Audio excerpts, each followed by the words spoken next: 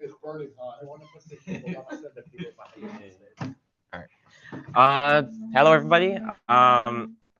So today we're just going to be going over the CPTC tryouts, and then if we have time after, we're just going to be setting up Hack the Box and just giving an introduction to using it. I'm not really too sure how long this would take because we are doing a demo, but we'll see. So how many people have attempted the tryouts? Okay. Even if you haven't, this is still some good I guess examples of vulnerabilities that I'm about to go over because you can see them. You see these at CPTC. You may see them at Red v Blue because we make the machines, and some other Hack the Box machines as well. So yeah. So setting up this network, this was the I guess the infrastructure. This is our I guess all the machines that were on the network, and the this graphic was made by Adam. Thank you. Yeah. Can you explain in detail what you expect out of the network diagram? Something kind of like this. I mean, I didn't. Well, yeah. Well, I know I did say like a network topology on my message, but I just kind of expected the three machines because that wasn't really clear. Like we didn't give you the information that there were three machines on the network. So a good topology would just have three machines, maybe a router, and whatever it's connecting to. Something you should always include is IP addresses and host names. MAC addresses, if you want, but I was really looking for the machines being there, IPs, host names. And since you don't know what the router is, you just put a fake router. Well, Adam did this, but I mean, I wasn't scoring based on the router, but I just wanted the hosts and the IPs to be there. Yeah. So we had Lookout, which is Windows, and 2 Linux servers.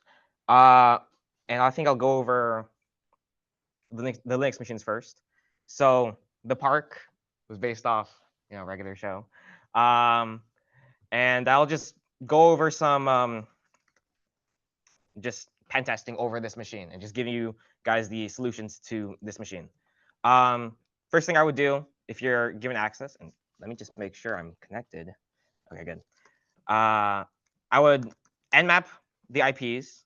Well, when we gave you this network, we didn't give you guys all the machine IPs, but you would nmap the whole network, find 3 machines, well, 2 Linux machines, and then you have to do some, nmap-pn to find the Windows machine. But for the sake of time, we're just gonna the IPs is right here. So let's nmap that the IP, and just a regular scan is fine. And we could see that there is a bunch of services on this machine. I'll go over some initial access first. So how you get user on the machine. If you look here on my nmap scan, you have HTTP open and also 8080. That could be something else, but it's 8080 is usually an alternative port for HTTP. So possibly 2 services running on here. So if I close these and try to connect to one of them, 80. Oh, the Jenkins moves so slow. The Jenkins is slow. Like it takes like a long time for things to load for Jenkins. It's just Jenkins. Yeah, that's how it is.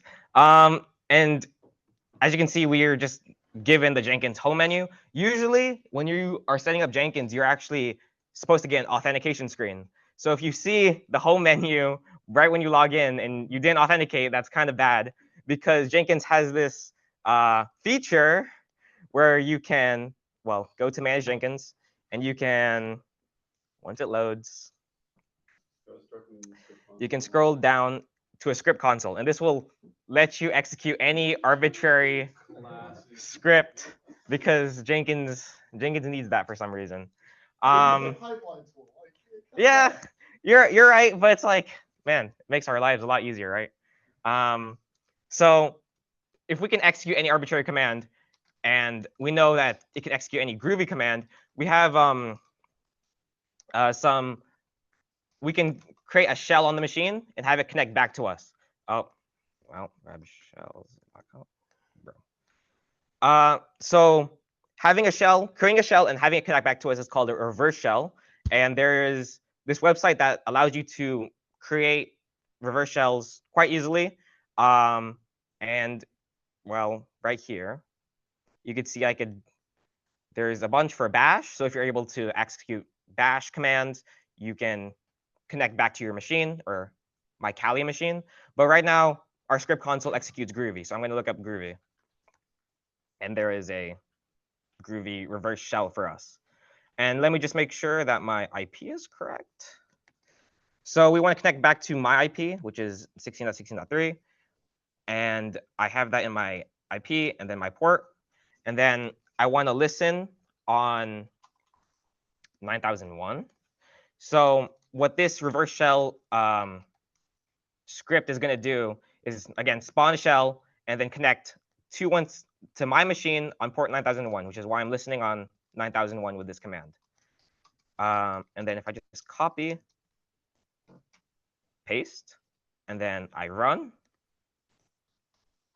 I should have a connection back. See, and then if I do who am I? I'm Jenkins, and I have a full shell just because someone didn't have security on Jenkins, and they were able to just log in and put any I guess arbitrary script on there. Something else, another service that was on there was Apache Tomcat. Apache Tomcat, honestly, I'm not quite sure what it does, but it's something to do with Java and being web, right? And I'm not in a private window. So if you go to manager, right, it will ask you to sign in. This will well, you have auth now, but something you should always try doing if you're given an auth screen is default creds. So I'd be admin password. Nah, that didn't work. Admin, and hey, somebody just left the default creds on there, or someone set bad creds on there. And what Apache Tomcat allows you to do is actually deploy some other services like war shells and war files, and there are things called war shells, which if you're able to get access to an Apache Tomcat manager, you're able to deploy them and create a shell again. So if we look up Apache Tomcat war shells, and then we'll download the first one we see. Okay, like this looks good. It lets you execute any arbitrary command. So yeah, let's try deploying this on Apache Tomcat. Yeah. Oh yeah. It's asking us for 9 or 10 or up, and let me just check which version it is. And versions listed here. So Tomcat 9. So I'm going to use this. I'm going to use Apache Tomcat 9. Like that, and then I'm going to extract it to downloads. And then I have my workshop downloaded, and then let me try uploading this to this Apache Tomcat server. Deploy. And as it's deploying, we're going to see how to actually use it. So it looks like you can just, execute this command, or you can go to this link. So if I do, since we uploaded a service inside Tomcat, we're able to execute that war shell. So let's do 80/web shell, which is what it was, and then API action equals exec and command equals ID. And yeah, we were able to execute the ID command. How about who am I? Root ls, and that tells you. So we practically have a shell. And from here, you have a shell, but typically you don't want to do stuff from within here. So after getting permissions as a user or as root. Well, Tomcat's running as root, so you don't even have to privilege escalate. But after doing that, you're able to create your own user, log into the machine. You're able to spawn your reverse shell back. You're able to, I don't know, put a payload on there, malware and stuff. But yeah. So I ran into an issue when I was doing this the first time where I added a web shell like this, but not exactly this, where you could execute single commands, but not like successive commands. So like when you're making a root or when you're making a user, how would you do that in one command? So like, or can you execute subsequent commands here? Could you do semicolons to chain commands together? I don't know. I've not done that. Well, you can't. Well, typically you don't want to have like a whole long command here. Well, you technically can if you want to do some like parsing, like, well, if you want to just, it's just really annoying. So what you can do is you can host, I guess, you can create a script that's like, I don't know, user add lol, and then whatever, and then you can host it. Well, actually, no. You can add without a password. I'm not sure how that works. Yeah, if you add it without a password, you can't log in though. Yeah, that's what I was running into when I tried. Yeah. When I got on web shell, I eventually used a reverse web shell from NSF Venom. Yeah. To get one in stacks that just directly gives you a shell. Yeah. But like if you, I initially started with a web shell where you could like put in commands directly into it, but you only could put in like the one command, and then trying to make a user, I couldn't change the password because it then prompts you for like put the password in. Oh. Nathan, I know something you can do. What can you do? So in Linux, PAM controls authentication. Of course. You can run Well, that's what you did for Red versus Blue over the summer. Yeah, you can run a SVD command, a set command, which basically is used to edit files.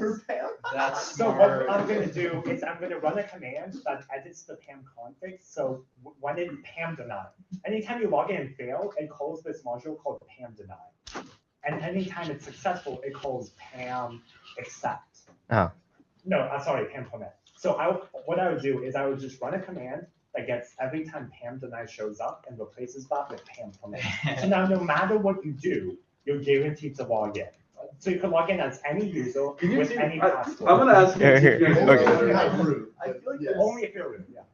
Well, with this, could you just like URL encode a reverse shell? Oh yeah. And run that in the. That would be the way I would have done this. So like you can just like do a reverse bash shell and then just like URL encoded shell. You can have it download your own sliver payload, run it. There's a lot of different ways, but the idea is you're able to execute arbitrary commands and then find your own way to make it like more easier to use. But technically, you can do everything. Privilege escalate, you can do everything from just this, even though it would be really annoying. But yeah. Wait, Nathan, could you test if you can change commands using semicolons or answers? I think you can use ampersands twice to change commands. Yeah. I wouldn't wait that. Yeah, I wouldn't do that. I'm not sure how it works in a URL. You have to use the URL encoding of ampersands. On the browser, it should automatically. Really? I don't know about for I don't know if it does it for Oh wait, no, it did, right? Because yeah. Yeah, it did. Yeah. You can just chain it with semicolons. Yeah. So. Okay, so that's how you run multiple commands in one go. Something else you could do. Well, something else we saw when we ran this nmap command. Yeah, they're right. Was NFS was open. So NFS is a protocol that's similar to FTP, but it basically allows you to mount whatever, like, I guess, directory that the server has available. So let's just see. Well, you can use this command, show mount -e, to show what the server is advertising and what you can mount. So through NFS, you're able to mount the home directory of Benson. And the star here, typically, it would be like an IP address that's allowed to mount it, but star would mean any IP can mount it. So let's figure out how to mount it.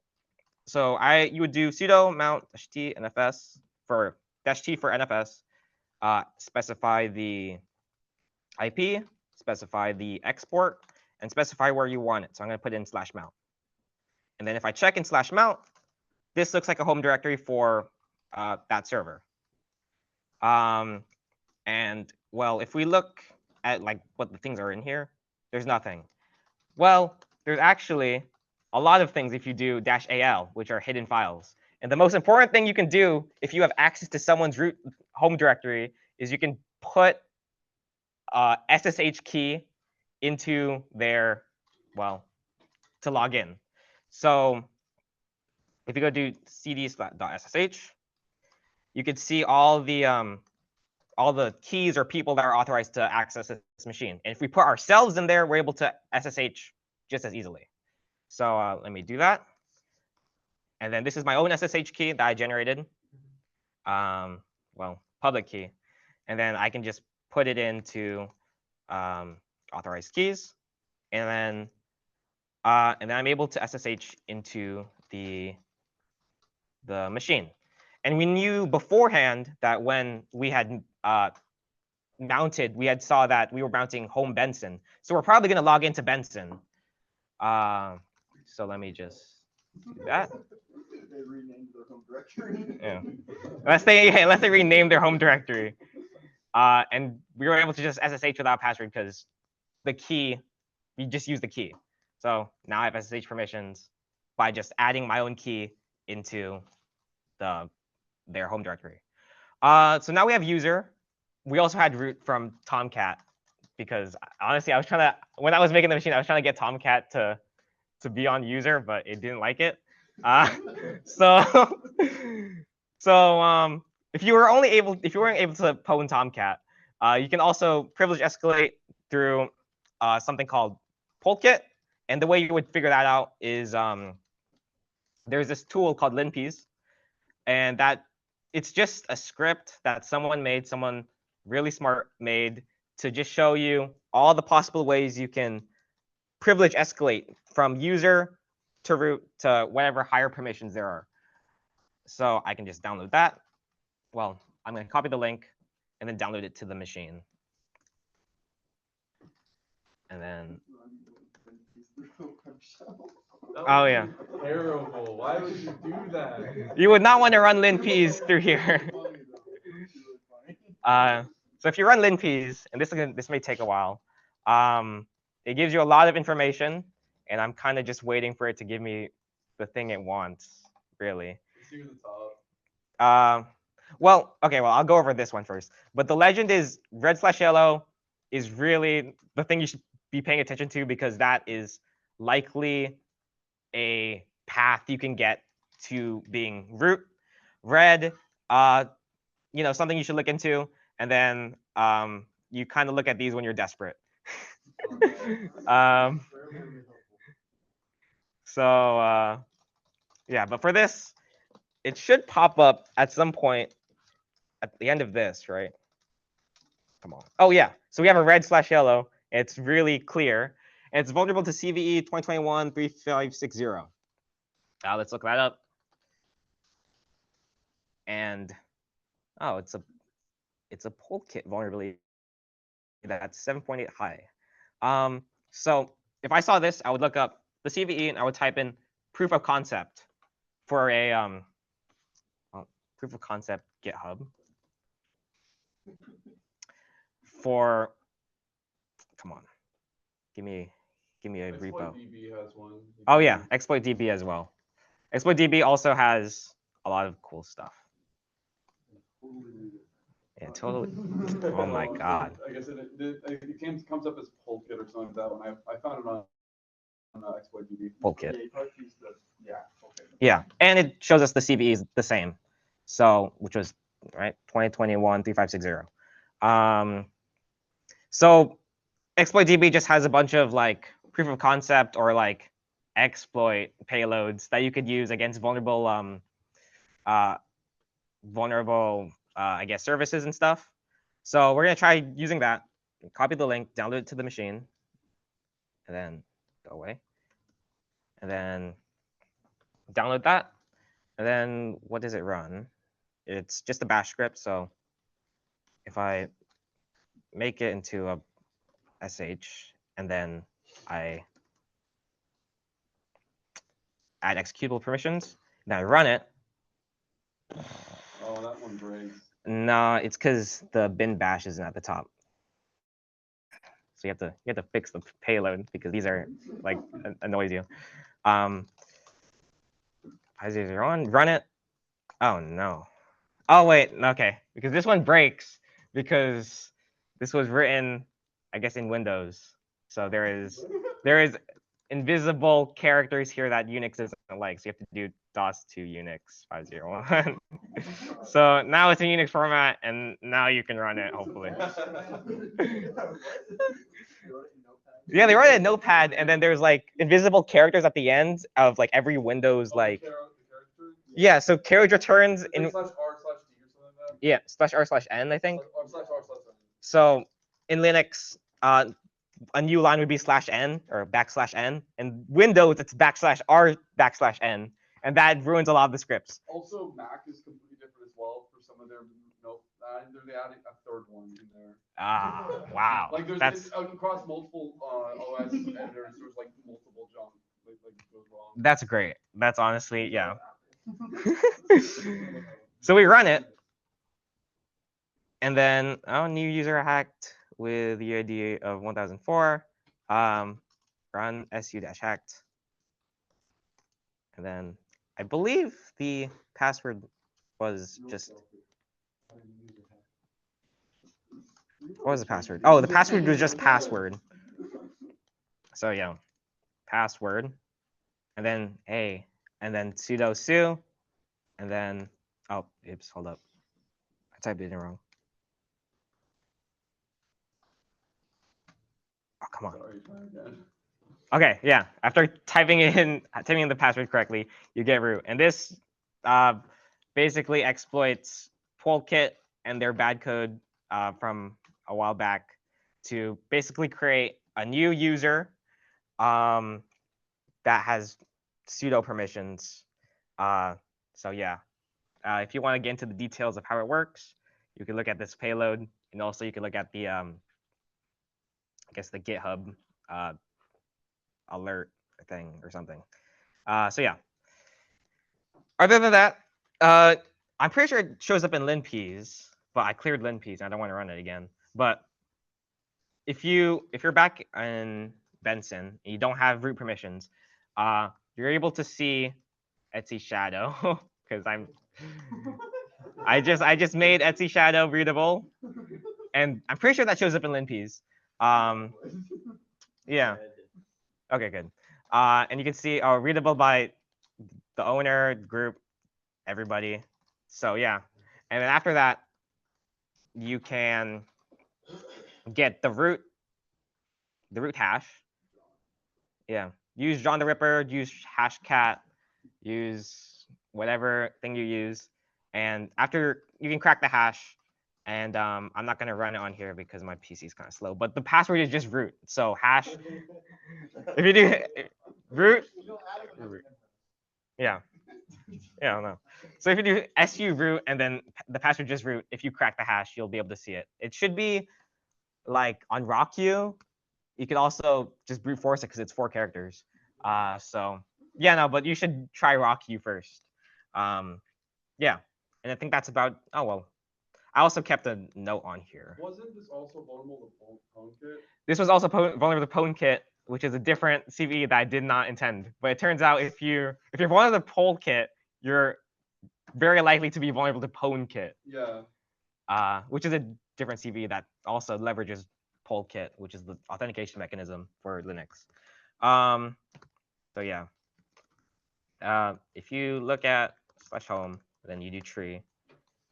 Well, to be root. Oh well, hold up.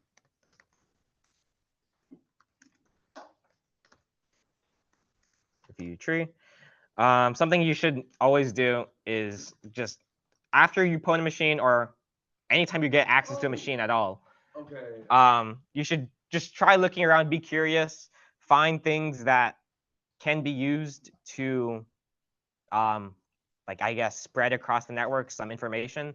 So you can actually see I left Minecraft on there because I was trying to get Minecraft to work. Were you trying to do the thing from the summertime where you got like Yeah. remote code execution with Minecraft. I looked in the paper as like being like, Yeah. because I found that. I thought that was gonna be like something. Yeah, so you may not find you may find things that look like suspicious, and yeah, but it could lead nowhere, and this is one of them. Totally intentional, by the way. I didn't forget that I left this here. Oh. No, I definitely forgot I left this here. But you can see there's another I guess file here, an admin, and then if you cat out admin, you could see somebody wrote their credentials in plain text. Awesome. So where did you run Tree?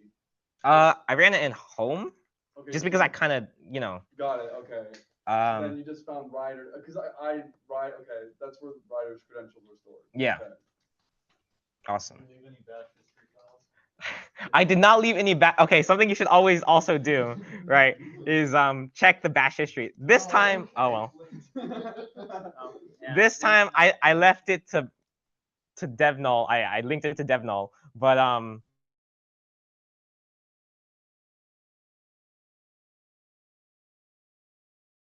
sometimes bash history, which would deal that could reveal some information. But I was smart and I didn't leave it because that would have actually gave away a lot of the privilege escalation stuff.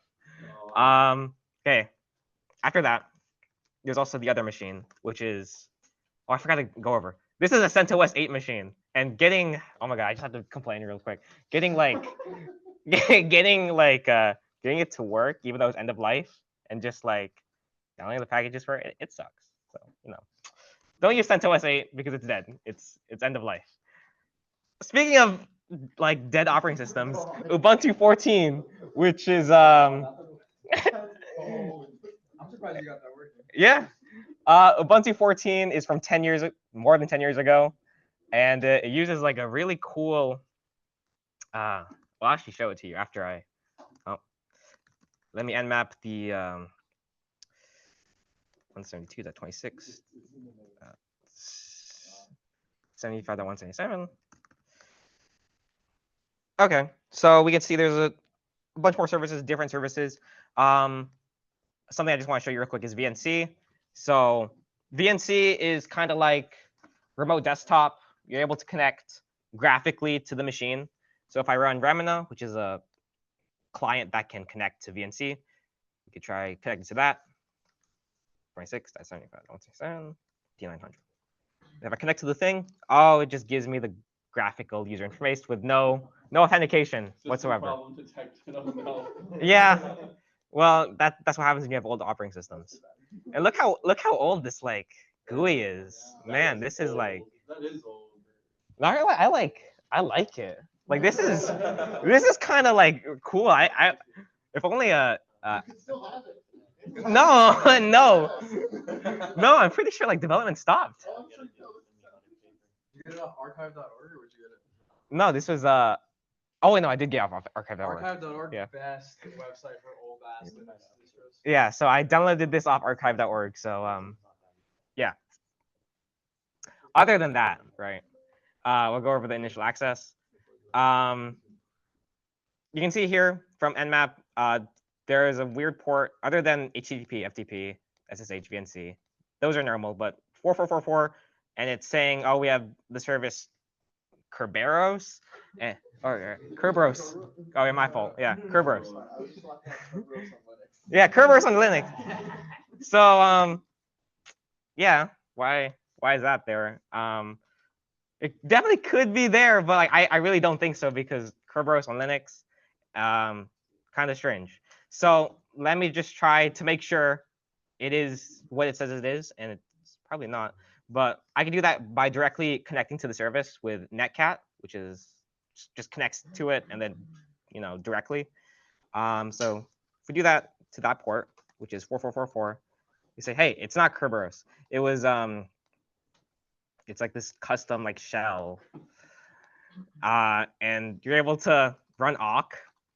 Oh well, it died. What? Awk.sh? Hey. Help is not an option. No. Oh well. Double dashes help always work. Yes. Oh, not an option. Never mind. I did get it to. Doesn't work for this? Okay, well, That is weird. that is weird. Oh, no, that's my awk. Okay, Did you write the script wrong? Remember? I wrote this script kind of fast. But the idea is you're able to execute awk, and at least it says not an option. So, I mean, you know, that is awk responding to us, at least.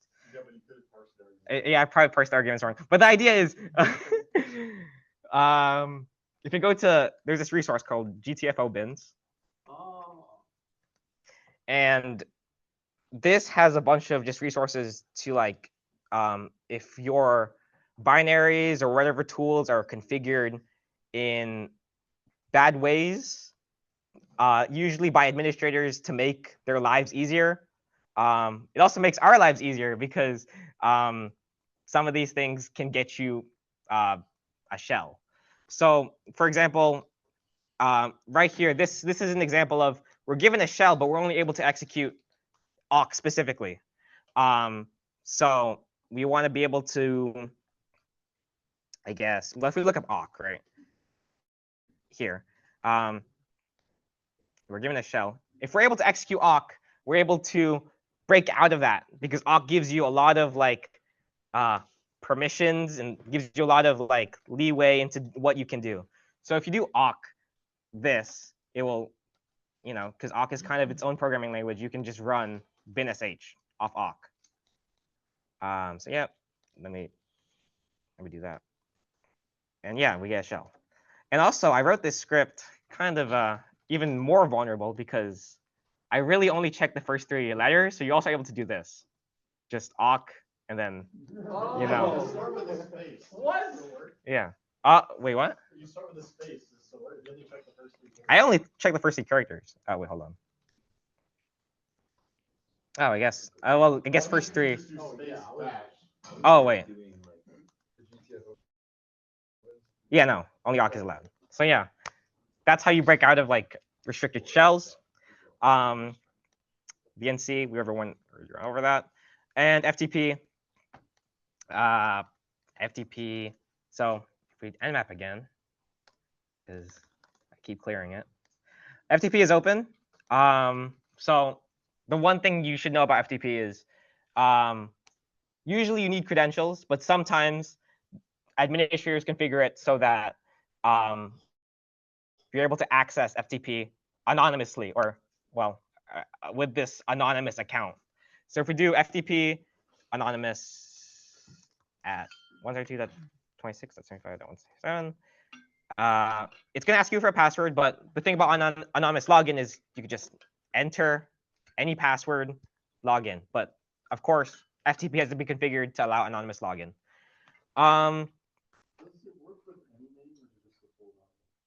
It has to be on. You can enter whatever password you want though. Yeah.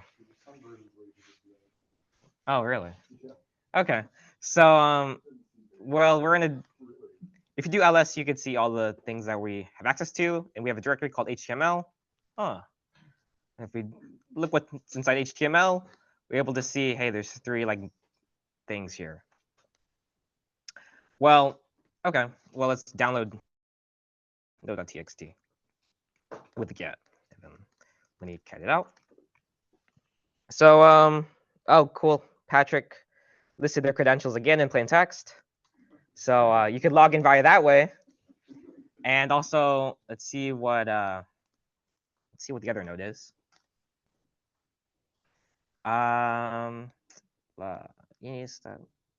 Change the password, and okay. So we saw HTML. So it's likely we're in this directory, which is usually the directory for your web root, or the directory for your website. It's telling you, oh, you could use PHP files. Cool. So let's just see what the website was, because I didn't actually go over that. So the website is on port 80. It's just the default Ubuntu website. Let me just 26. 80. Yeah, it's just default Ubuntu. Boring. Can't do anything on here. But the thing is, we have access to the web root. We have access to putting stuff on the, I guess, website. So, and also Krabs gives us a hint that we could put PHP files. PHP files that let you run code. And there's these things called PHP web shells. So it is what it sounds like. Executes PHP code, gives you a shell. So if we're able to put that on our website, we're able to execute any commands. What's a better web shell? I don't like this one. Bro. Oh, yeah, this one is good. See, it gives you a whole GUI and everything. That's kind of cool. So let's download it, right? It's like, okay. Yeah, that too. There's also the PHP reverse monkey shell. That's a pretty common one. Mm-hmm. Oh, I already have it downloaded. Yeah. So I think, yeah, this is just the same thing. Yeah. So if we were able to put that on here, we're able to put that web shell on the server, I guess, by doing put download / web shell.php, and then let's do web shell.php, and then naf-ils. Hey, now the web shell is on the server. Okay, so if I do /web shell.php, because we're in the root, it should just give us a cool shell, and we're able to do ls, where am I, and ID. And yeah, now we have a shell on that machine. Privilege escalation. After you get shell, for ease of use, well, for the sake of time, I'm not gonna try to get a full thing on here, but I'm just gonna SSH into it. Could you ever get like this password? Yes, I think you did, right? Very secure. Oh yeah, the secret formula. Well, if you have root, you can crack it, but the idea was, you're not supposed to get it, right? You're supposed to just, well, get a shell from here. Got it. Cool. Yeah. Okay. So we see here, right? Cows.txt. Some pathetic old cow. It's from 2016. The fools never patched it. Okay, so what I was hinting at here was the dirty cow exploit, and again, just privilege escalation. So similar to Polkit, I'm just gonna look up a proof of concept for dirty cow. There's a good chunk of them that don't work. Yes, that is true. Like, dirty cow. There's like, I had to find one specific one that worked. Like, if you go for proof of concept, you have to sift through quite a few to find working ones. Yes. Unless you already have one that works. Like, I forgot which one I used, to be honest. There were a lot to sift through to find one that actually works because the compiler was so different. Just because it's I think it's because it was an old one. Like, the proof of concepts, like, I don't know. It just took a long time to find one that actually works. Okay. I think this one works. I think this is the one I used to test. So let's download it, and then let's compile it. Bruh, why can't? Yeah. Oh wait, hold on. Oh yeah, because you have to compile with C++. and -l crypt. Okay, so you're supposed to compile with this command because it needs different libraries and stuff. Enter a new password, LMAO. And the thing about this exploit was when I ran it, it crashed the machine when I didn't. So I had to edit some things to make it not crash the machine. But yeah. Did it work? I can't figure out how to do that. Like, I'm just in awe. Like, okay, how you can't even look up how do I fix a machine that is crashing with dirty cow, but I want it to run dirty cow. Like, how? I literally just looked that up, and it was like there was people that was like. Okay, I was like.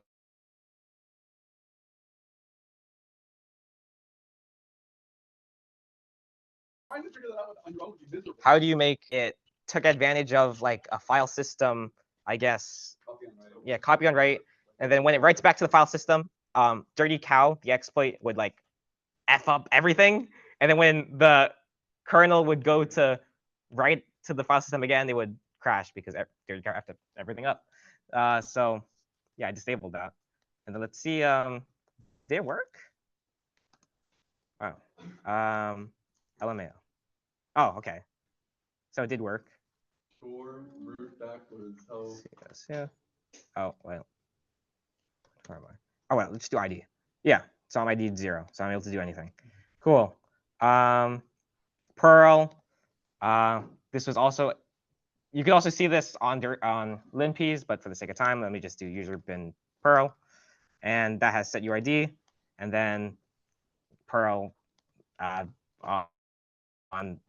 GTFO bins with Perl. If you're able to have certain capabilities with Perl, like this, like set UID, you're able to execute this command, and that gives you a lot of things. Root. There's a root cron job.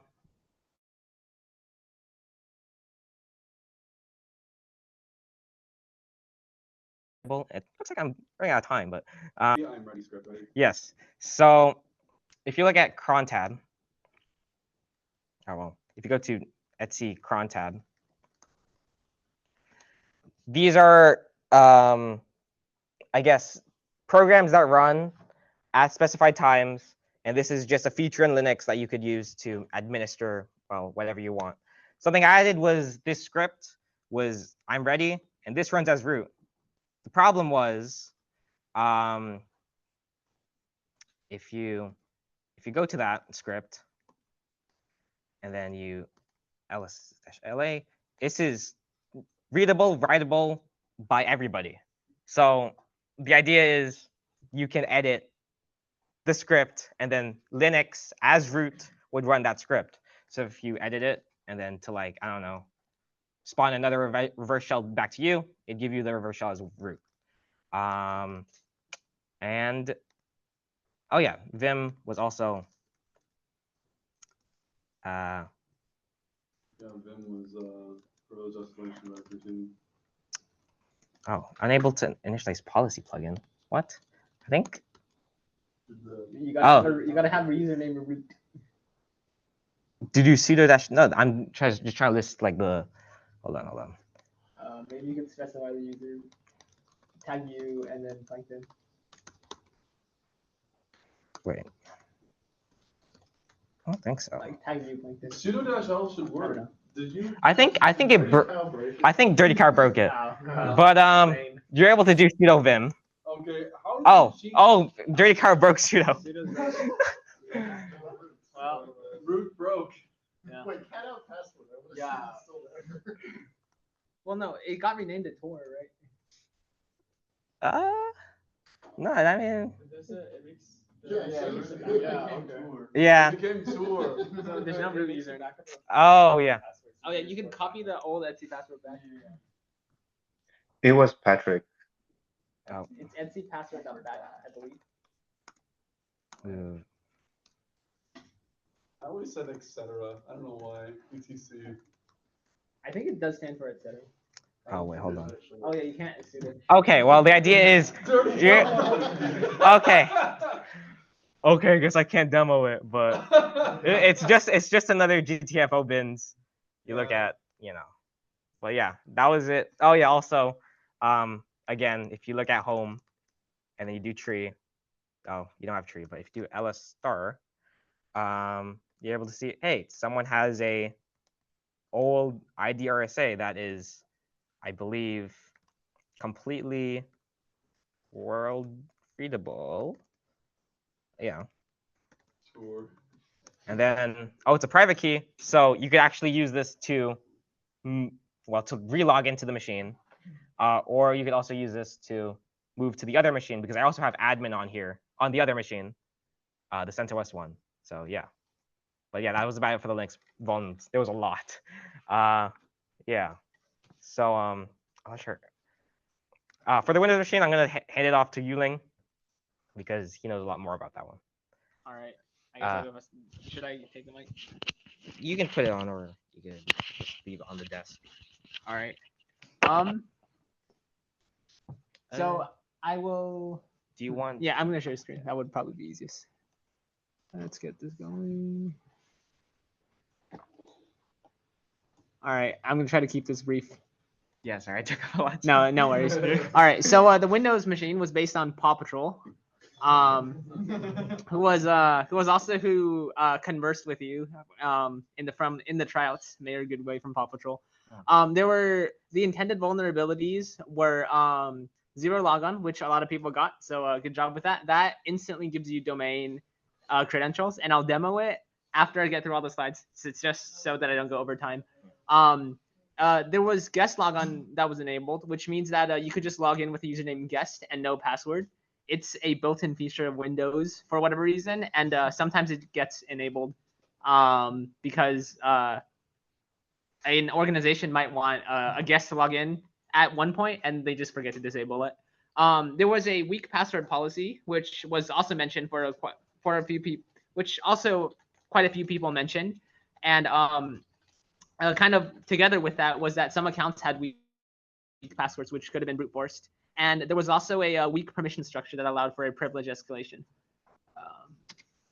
How did you get into guest? Because like I kept trying to RDP into guest and it wasn't working. You cannot RDP into guest because the default guest account does not have permissions to RDP. Oh. Okay. But you can, if you have an account on the domain, there's some attacks that you can do as opposed to if you don't have any account.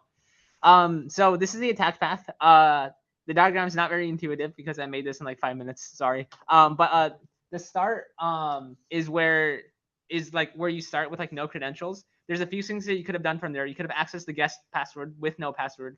You could have brute forced Marshall's password, which a few people did, and they were able to get Marshall's really short password, which was Ladybug.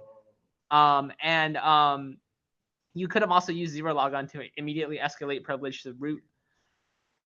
And then the other attack path was on one of the Linux machines. I think it was a regular show one, but there was a file that contained credentials for the writer user, and you could have used that to log into this machine, and once you logged into the writer user, you could have had a look around the files that he was able to access, and one of those contained saved credentials for another user called Chase.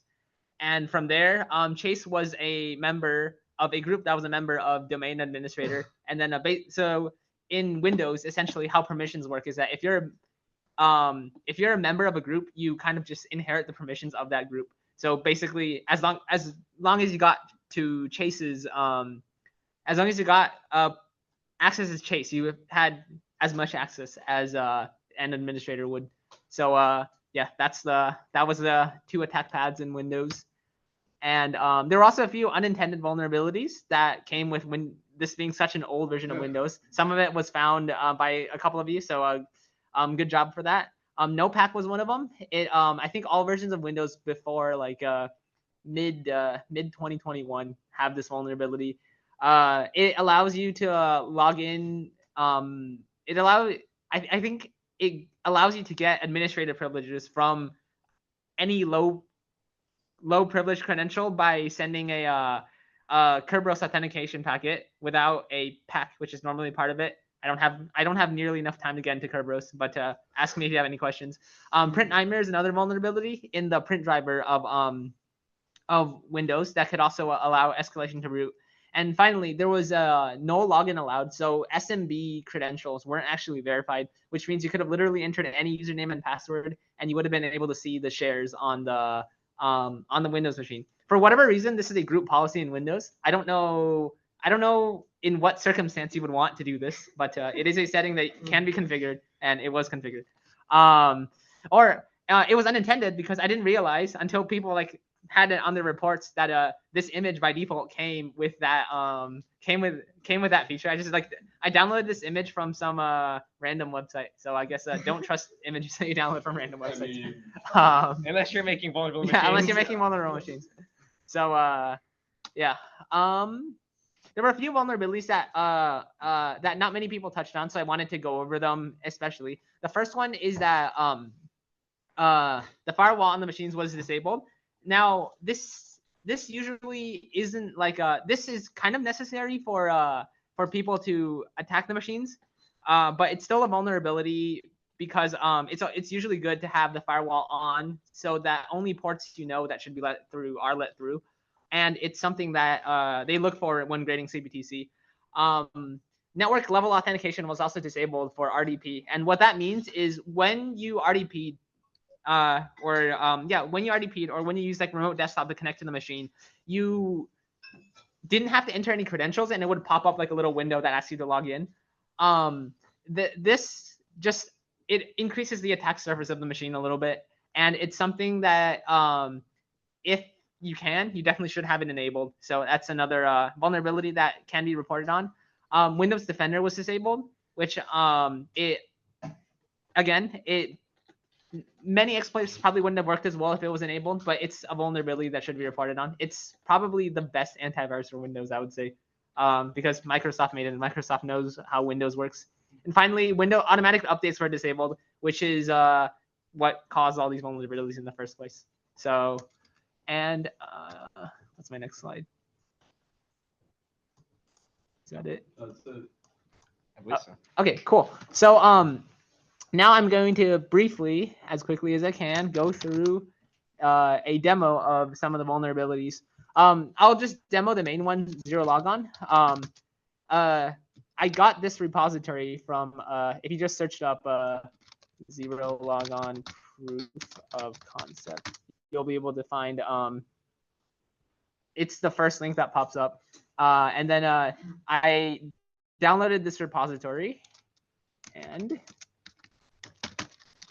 you can run the command with the name of the machine that you're attacking, which is lookout. This would have been found out through SMB. If you like connect it through SMB, it'll tell you it. And then the IP address of the machine.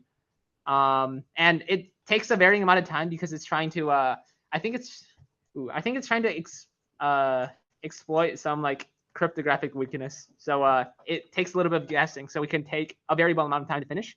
But as you can see, it says target vulnerable and account password changed to the empty string. And the next step would be to perform a dump of the credentials that are on the domain that are on the Windows machine. Now that you know the password. So it reset the password to an empty password, which means now you can log in with the empty password and get the hashes for all the users on the machine, which on Windows, a hash is as good as a password, so you can use it to log in. We do that, and we see that administrator's hash is this. Now, we don't know what administrator's password is, but it doesn't really matter. We can